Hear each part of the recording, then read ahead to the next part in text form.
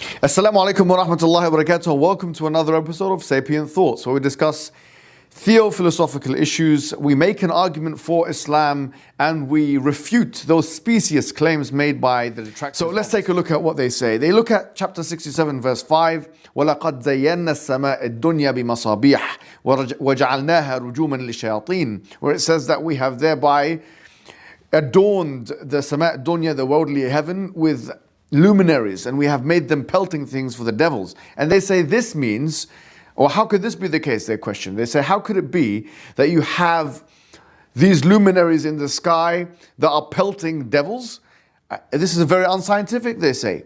And moreover, they would go and say that it's probably the case that Muhammad sallallahu alaihi wasallam, he confused between the meteors, which are very small in size and composition, and stars, because when they may have seen shooting stars, they thought that they were actual stars, and therefore they argue this is showing you the unscientific nature of the authorship of the Qur'an. These are really the two arguments that are being made.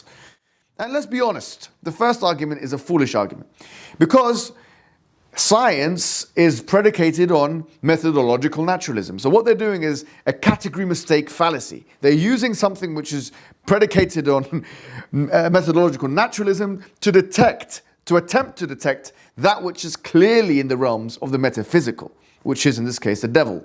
The devil, the jinn, the angels, the heaven, hell, all of those things are seen as metaphysical things which are not meant to be detected or tappable by the scientific enterprise, by the five senses.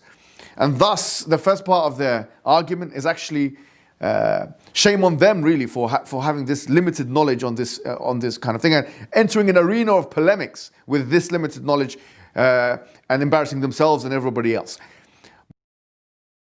But even more embarrassing is the fact that they are making this supplementary argument now that, well, the Prophet Mohammad must have been confusing between the meteors and the celestial spheres, the moon, the sun, the stars, all those things. All of them are in one category for the Prophet, and therefore he couldn't distinguish between a small rock-sized meteor and a huge star. And obviously this is a foolish understanding. Actually, it's a foolish understanding of the verse itself, because chapter 65 verse 5, according to Ibn Kathir, he says, Ibn Kathir, who's a medieval scholar and exegete of the Qur'an, one of the most prolific actually, he says it's not the misbah itself, it's not the star itself. And yes, he believes it is a star. The masabih are referring to a star, even though the word masabih is not synonymous with the word stars, because masabih means luminaries, things which illuminate in the sky, which could be anything. I mean, anything which illuminates from the anthropocentric perspective. Anything from our humanly perspective which illuminates in the sky could be a misbah, because misbah literally is a lamp. But Ibn Kathir takes the view it is the nujum, it is the stars, and he says actually it's not the star itself which is pelting the devil. He says it's not the star itself, but the solar flame which comes from the star. And you'll say, well, this is a long shot. How could he say that, and why would he say that? Well, actually, he was doing tafsir al-Qur'an bil-Qur'an, because he was exegeting the Qur'an with the Qur'an. Because if you look at chapter 38 verse number 10, it says إِلَّا مَنْ خَطِفَ الْخَطْفَةَ فَأَتْبَعَهُ شِهَابٌ ثَاقِبٌ. It says, except for the one which follows it in course, and therefore it follows it, shihab, which is really a flame, thaqib.